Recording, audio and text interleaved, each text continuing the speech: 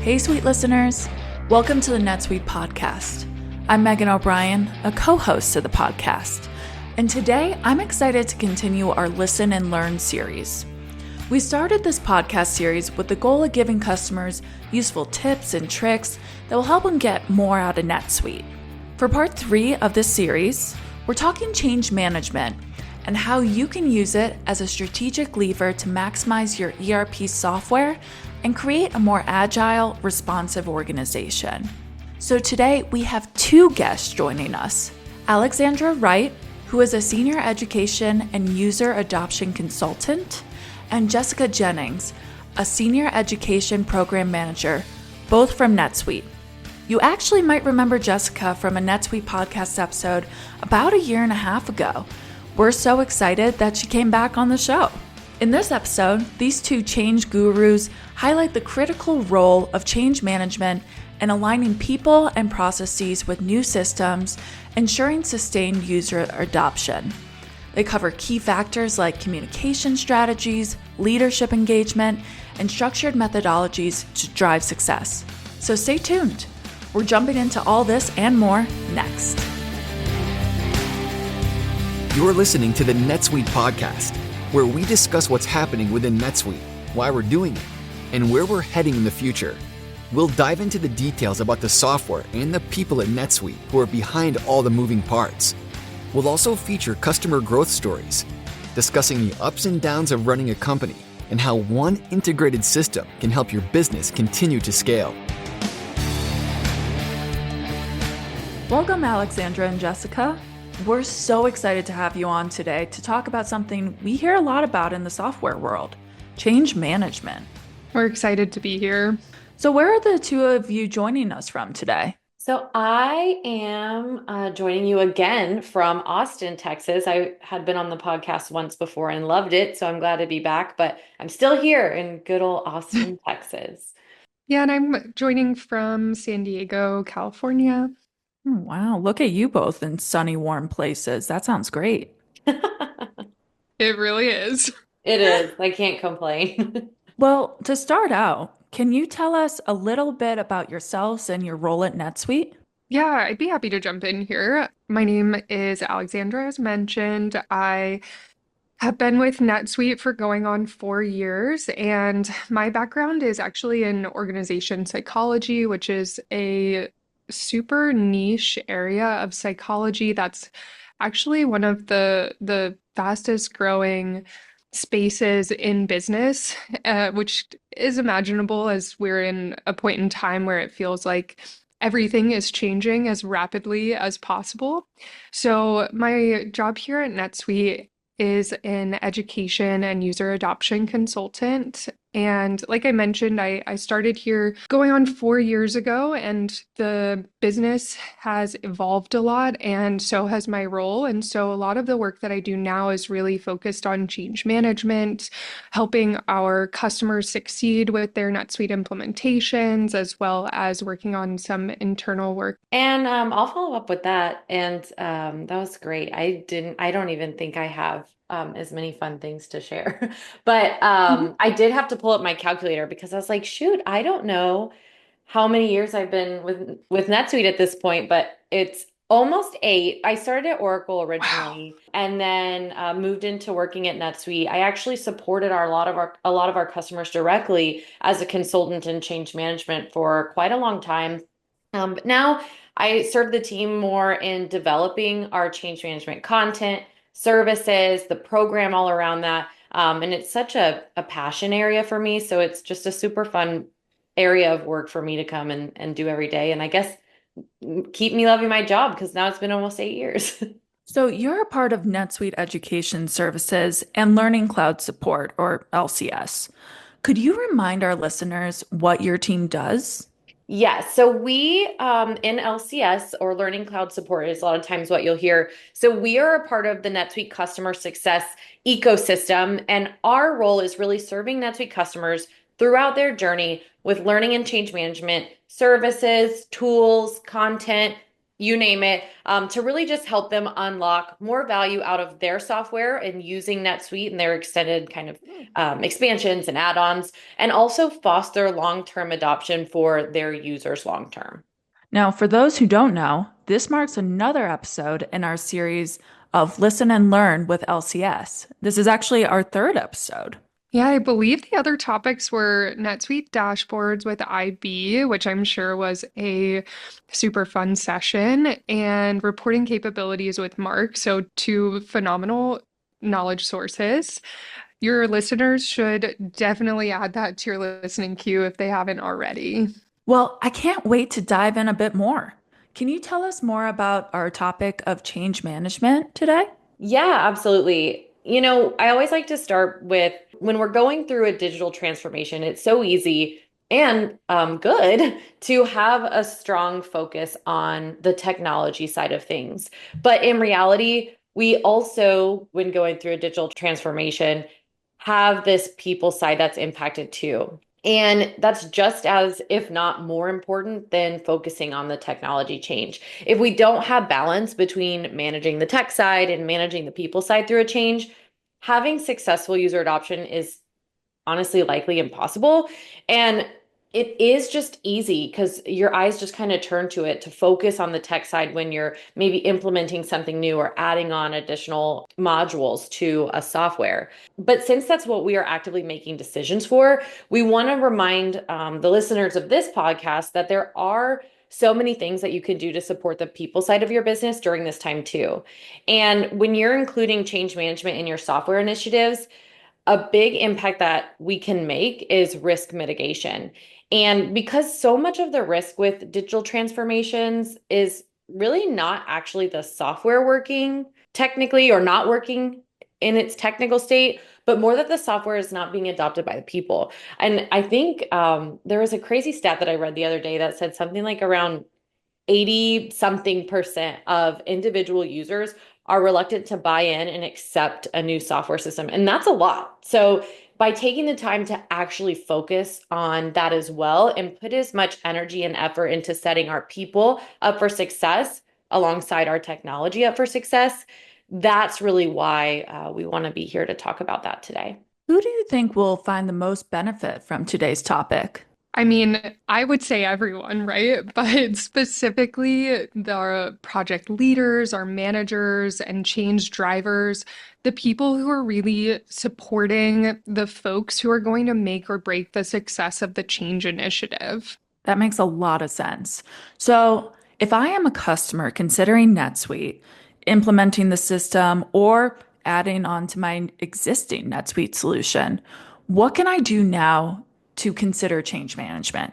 So that's a great question. And what I really want to start off by thinking about, especially if you are in those intro moments of implementing NetSuite, maybe you're in your initial conversations, or maybe you're adding on a new module with NetSuite where you're really right at the beginning. I think that a really important place to start off and to think about is that this is going to be a challenge, right? We're asking our folks, our team members to not only do their day-to-day work, but also add on this other component of bringing in a new add-on or even, completely implementing NetSuite.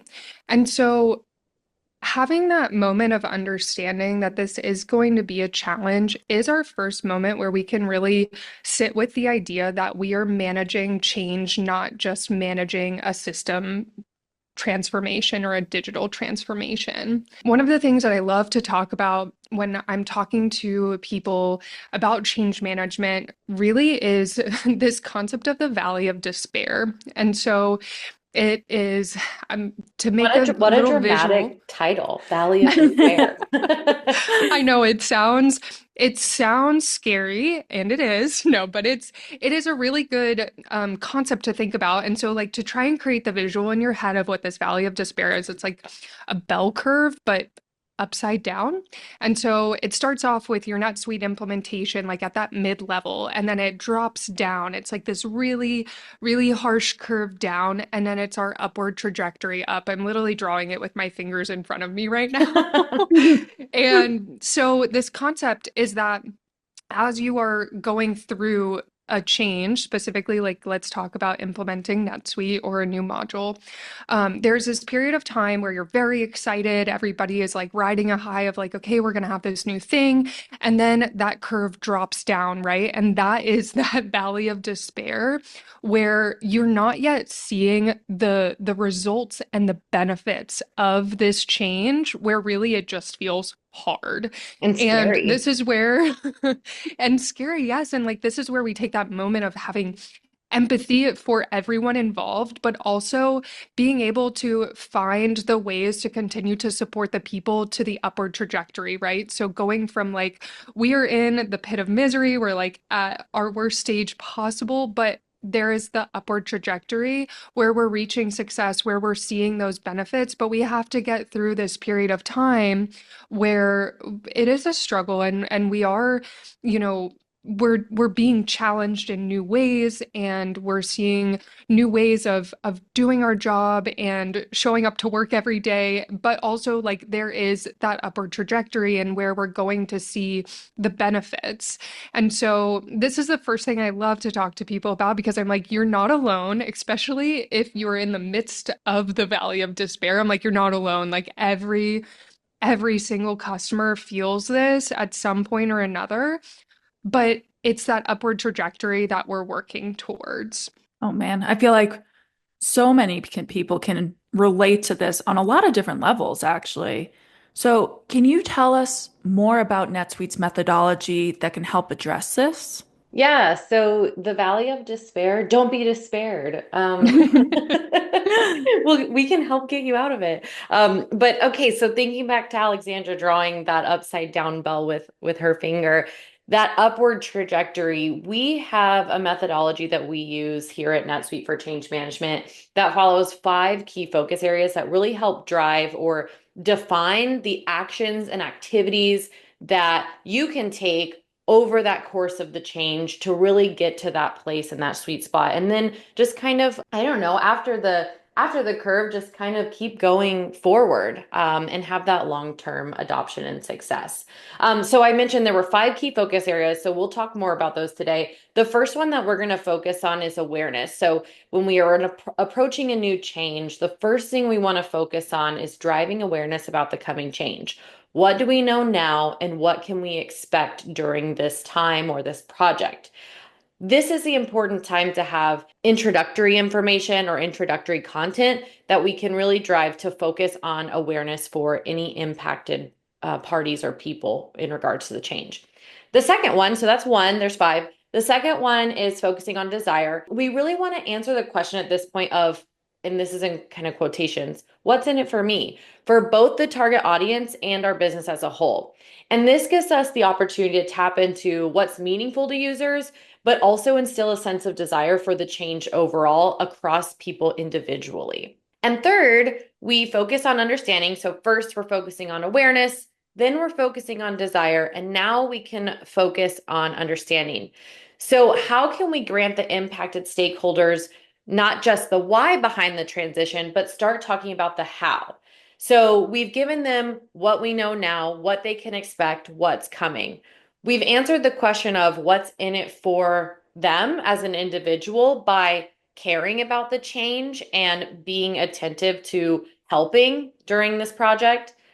Then when we get to understanding, this is where we can find more things like enablement or training or tool, or begin developing tools to give people what they need for success. And that brings me to empower, which is our 4th one. So awareness, desire, understanding, and empower or empowerment.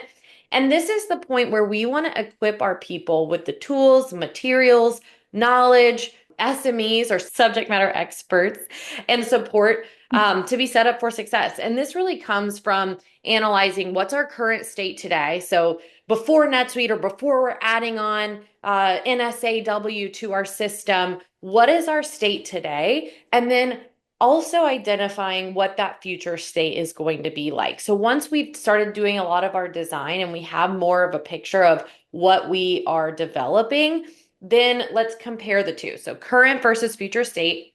That helps us identify key impacts. It also helps us identify things that we can start communicating to whoever the impacted audience is. A lot of times those things can be benefits, but also it can be kind of going back to our awareness thoughts of letting people know like, hey, this is what you're used to doing today in NetSuite reporting capabilities.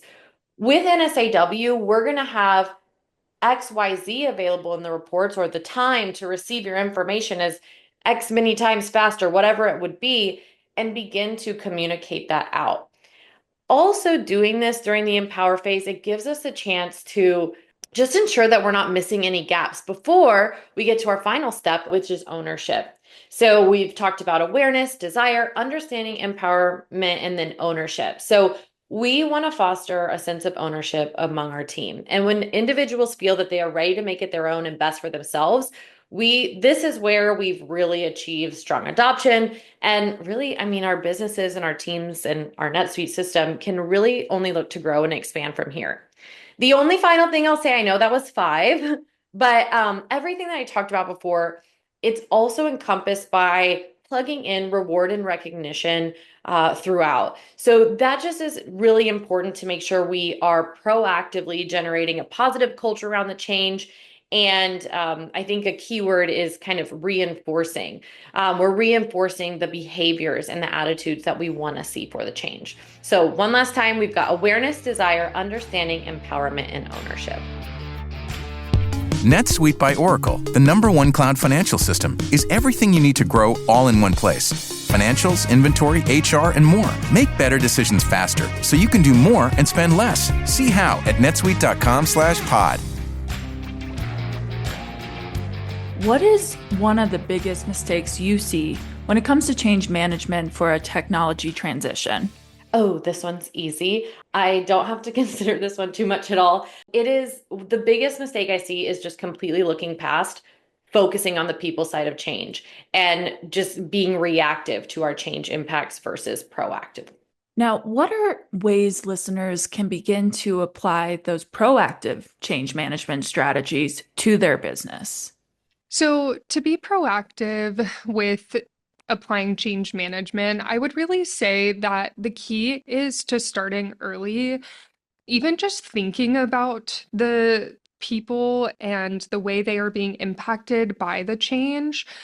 If you're looking at your project plan on day 1, let's start looking at our change management plan on day 1.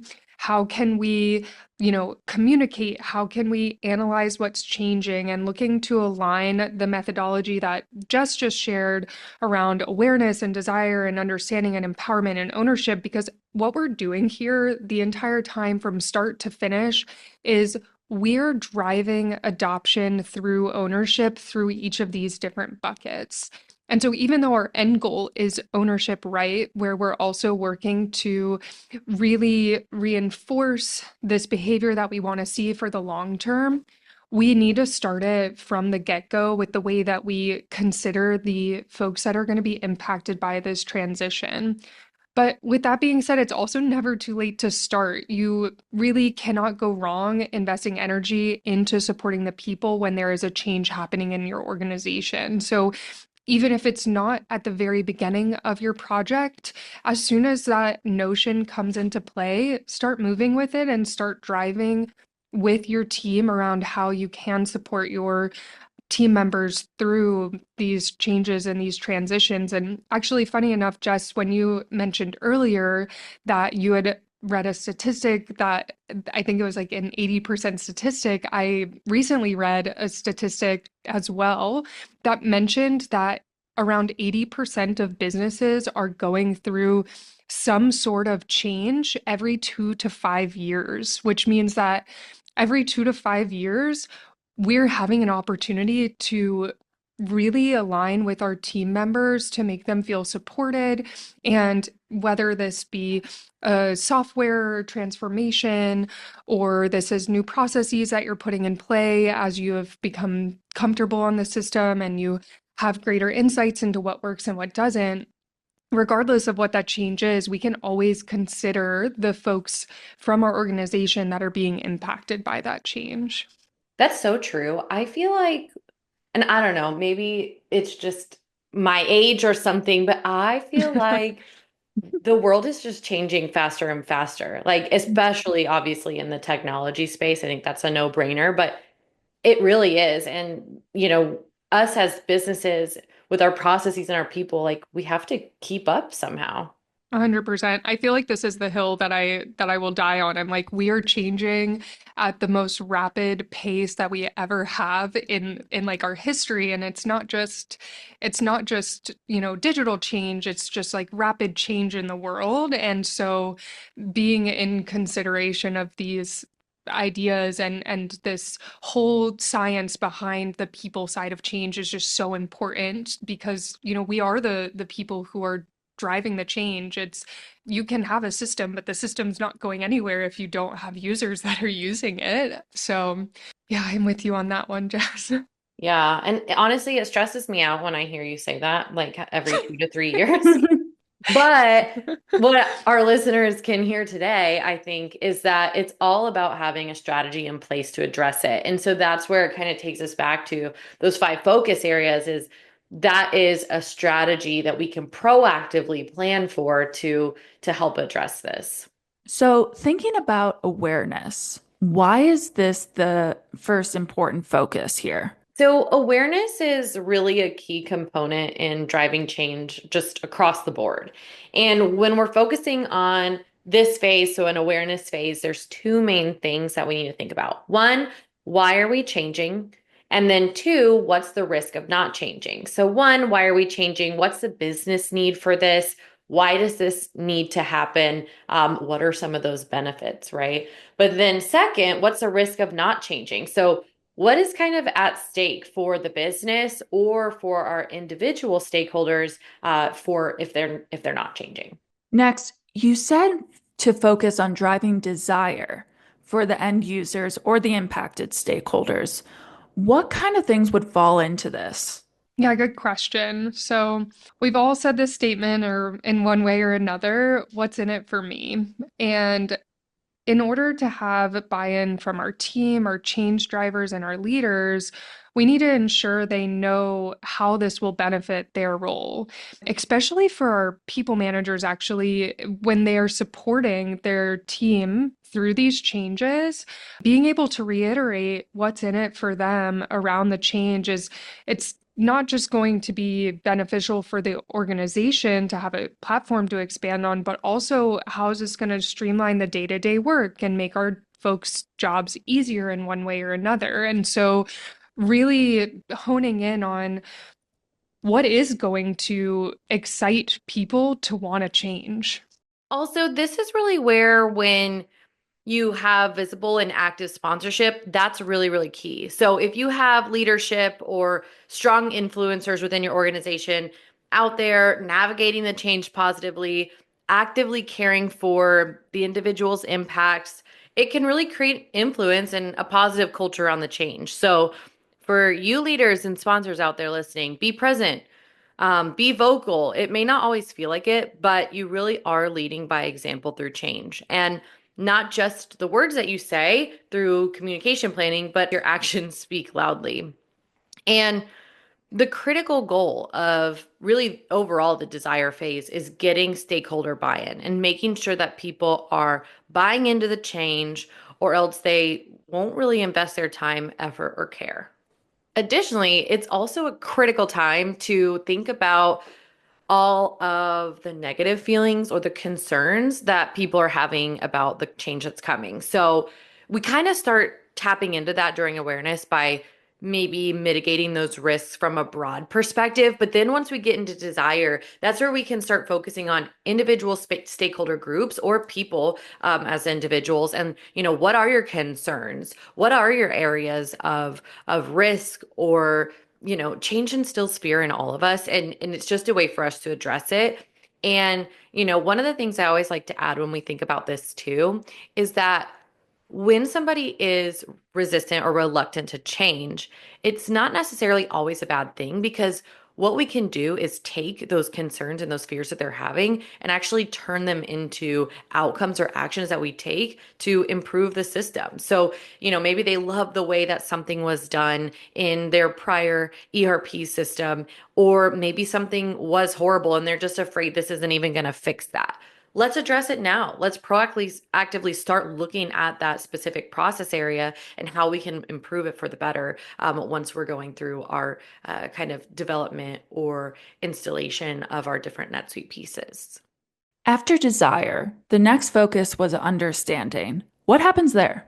So understanding combines those two key components. It's that knowledge of what's changing and the training on how to change.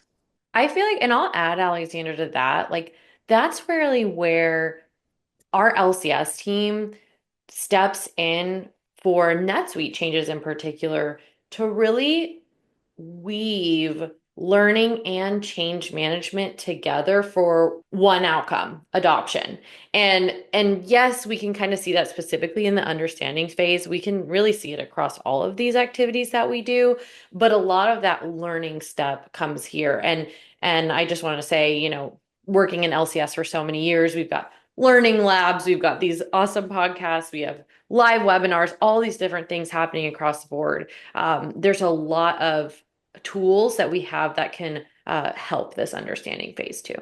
And honestly, it's why I love our user adoption toolbox so much, because it really lays out this plan in a way that feels consumable and gets you on the right track at the right time with the different pieces that are not just going to drive the understanding and desire piece, but are also going to really dive into how people will change, because that's the biggest question that everybody has when they go through a change initiative or any sort of change that's happening is like, how will I change? Like, what is that going to look like? And having those guidance and those resources available is just key to really supporting our team and our folks through any sort of transformation. Totally. It's so overwhelming. And it's like, but we're here to help with that. So let us help. We have so many things that can help with it. Well, next we have empowerment, which love that word in NetSuite. How is that different than understanding? So empowerment is a little bit different because it's giving this concentrated time and space to provide people the time to feel comfortable with the change. And that's what helps them transition to the next focus, which, not to jump ahead, is ownership. So from understanding to ownership, we want them to begin to feel empowered. And when we give them the opportunity to practice what they've learned in training, apply their knowledge in practice or mentoring others. This is also a good time too when coaching comes in. So we can work with individuals too to improve their proficiencies, give feedback where needed, or provide feedback where it's needed. And then also, I mentioned this before, but it's the time that we have materials, job aids, all those types of things that really can give people the tools to be successful on their own. That's what happens during Empower. And the last focus area you mentioned was ownership. What does this mean? So I did mention it before, I got ahead of myself, but ownership is that key piece we're working towards throughout the entire process. So the key aspect in sustained adoption is when our users feel a sense of ownership in the success of the change. And so this is where each level is holding themselves accountable for maintaining the change. And this is important too, is that ownership doesn't end at go live. It does require that ongoing monitoring, those feedback loops, and those continuous iterations to optimize adoption. And so when we say that ownership is the last piece in our methodology, it doesn't mean that it stops at go live. This is actually where ownership starts and where it continues for the long term to sustain the change. Is learning or training a key part of change management? How does that play a role? 100%. I mean, anytime something new comes up, learning's a key part of it, right? Let's say you get a new cell phone and you're used to the version, or I don't know, when our phones get an update and we're used to the last version or versions like 3 ago. Without learning, it's hard to feel that sense of ownership or comfortability with what's new. And so learning is such a vital part of change management, but it's not the only piece. Communicating, planning proactively, analyzing impacts, and understanding where the gaps might be and preparing for that. That's also a part of change management. But without learning, we're not really empowering our users with the knowledge that they need to be successful on their own. So it's totally a part of it. Do you have any change management strategies for rolling out training to end users? Yeah, that's a big question, but I'm going to answer it more short for this podcast. But there is totally a strategy for the way to roll out train to end users. And I feel like Alexandra and I could both talk about this all day. Truly. Really, and we kind of do. But so in short, I think a way to think of it is begin with communicating enough that they know what they're going to be seeing. So starting at the beginning, here's a visual of the system. Maybe there could be an online video about what the interface looks like, or maybe you could share screenshots, right? If you were like learning that something's going to change, oh, you're moving to this new apartment, but you weren't even given a look of the floor plan, or you weren't given a look of what the wall colors are inside, you'd be dying to know. So that's how people feel when we don't empower them from a project perspective with that information up front. And that's learning in itself. But then you actually want to go into introductory learning, understanding best practices of the system, core ways that you can make it your own. But then it gets a little more advanced. You have to understand how to do your business processes in the system. So if you work in finance or accounting and you need to deeply dive into these reports, that's vital for your job and something that you care about and do all the time every day. And so having proper learning around that not only gives you the knowledge you need, but it also gives you the comfortability to take it to the next step from there. And so that strategy is gradual. And I think that's kind of straightforward if you think of it that way, but it starts early. And I think that's what I want to say here so much is that we have to start communicating things early on for the learning and training to be effective at a later time. Now, what about testing the system? Is user acceptance testing a part of change management? Oh, definitely. It's a really important time for ownership and risk mitigation. So this is really where we're kind of passing the ownership to the end users to validate the system and to provide that feedback that's critical for the system to be successful. And one thing I'll add to that, Alexandra, that I love is I feel like user acceptance testing gives individuals the opportunity to kind of make it their own so they can make sure that the system works, for their own day-to-day tasks every day. They can address the issues that arise. And they really get the chance to have a voice and confirm that the setup is either sufficient or insufficient for their line of work that they do every day. So like I said, this is the time for their voice and their influence to make a direct impact on the change, which can really ultimately drive more change champions and end user satisfaction across the board. Well, from everything you shared, learning and change management seem like a critical step for your success with technology. For our listeners out there who don't feel like they have the time or the tools to drive this, can NetSuite LCS help with everything we talked about today? Absolutely, Megan. Our LCS advisors are here to provide those consumable tools as well as content and learning strategies, our adoption toolbox to help support organizations from a learning and a change management perspective. I'm assuming we're just scratching the surface of this topic today.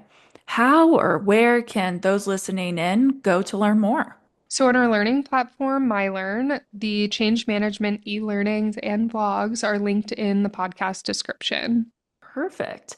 Well, Alexandra and Jessica, thank you so much for joining us today. I learned a lot, and I hope our listeners did too. Thanks, Megan. It's so fun to be here. Bye for now. That brings us to the end of another great episode. So often, when we think of implementing or ramping up a software system, we're so focused on the technological side of things and not really focused enough on the people component. You can have the best system in the world, but it doesn't matter if no one's using it. Big thanks to Alexandra and Jessica for joining us on today's episode of the podcast. I also want to thank our editing crew at Oracle and, as always, all of you for tuning in. If you want more episodes just like this one, make sure you subscribe to our channel and give us a rating and review. Thanks so much, and talk soon. You just listened to the NetSuite Podcast. Be sure to tune in every week with more NetSuite developments, stories, and insights into the benefits of one integrated system to help you run your business.